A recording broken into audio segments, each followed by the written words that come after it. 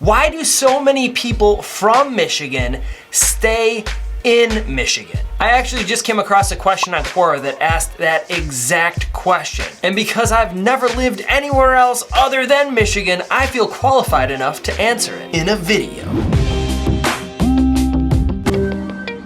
If you're new here, I'm Paul and I make videos to help people make better decisions when moving to, from, or around the state of Michigan. So if you like that sort of thing, I could always use a few more subscribers. And if you want to make a move in the next 3 days or 3 years, reach out, because I'm a full-time real estate agent and I can help you make the move in Michigan. All right, so when I saw this question, I was like drawn to it, like a moth to a flame. So it asked, why do so many people from Michigan stay in Michigan rather than move elsewhere? It's a pretty good question, right? I had to look at some of the responses and they were ridiculous. A lot of them were ridiculous, especially this one.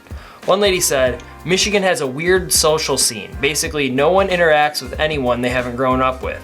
And then she went on to say, unless you know the right person, it's hard to find a good job, so many young people are stuck. That is ridiculous. She's basically saying that we're like all trapped in some mitten-shaped bubble and we just can't get out. Get me out of here!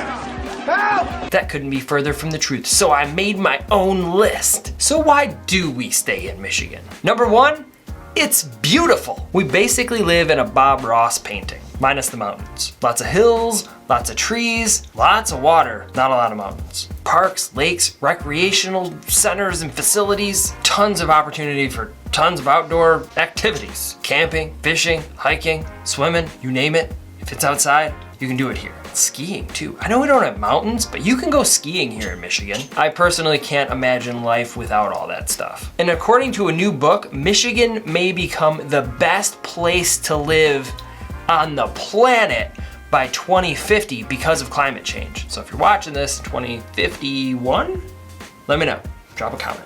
How are we doing? We'll probably be dead by then. Yeah. Number two, the weather. All you probably hear about is Michigan and like how we have crazy snow. It snows in Michigan, potholes, snows, it's bad, it's gross, nasty. Oh, Michigan. But it's not all like that. Like we have all of the seasons, all 4 seasons, and they're like extreme versions of each of the 4 seasons. Have that variety, well-rounded. Summers are super hot here. The falls look like a freaking fireworks show. Winter feels like we've slipped deep inside Canada, like all the snow. And the spring looks like what I imagine Ireland would look like. Winters lately have not been that bad, so that whole climate change thing.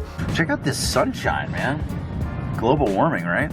If you lived in Michigan or you have lived in Michigan for a very long time, let me know in the comments what winters were like for you before, because for me, it seems like we had way more snow when I was growing up. Number 3 are the jobs. Job market? Michigan is home to some big leaders in the automotive and healthcare industries. Have you heard of the big 3? The big 3, Ford, Chrysler, GM. All here in Michigan. So if you grew up in Michigan, there's a good chance that you or a family member or somebody you know worked for one of the big 3. Because they're here, there's a lot of jobs for the locals. Kind of hard to like build a car remotely.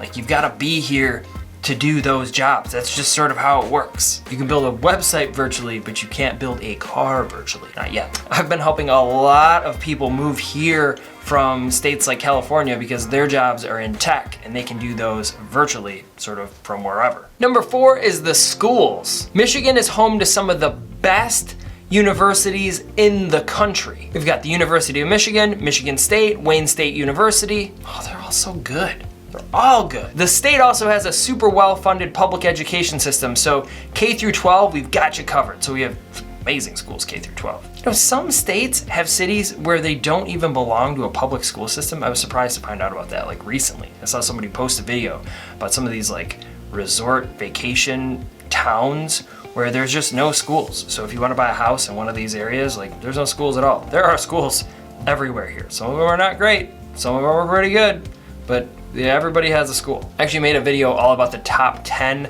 school districts in the state of Michigan, public school districts. You can check it out here when you're done with this video. Number 5 is the low cost of living. Michigan is the 14th cheapest state to live in, and that looks pretty good when you're right out of college and you don't have any money. You're like living on ramen. I'm afraid it's top ramen again. I still like ramen a lot.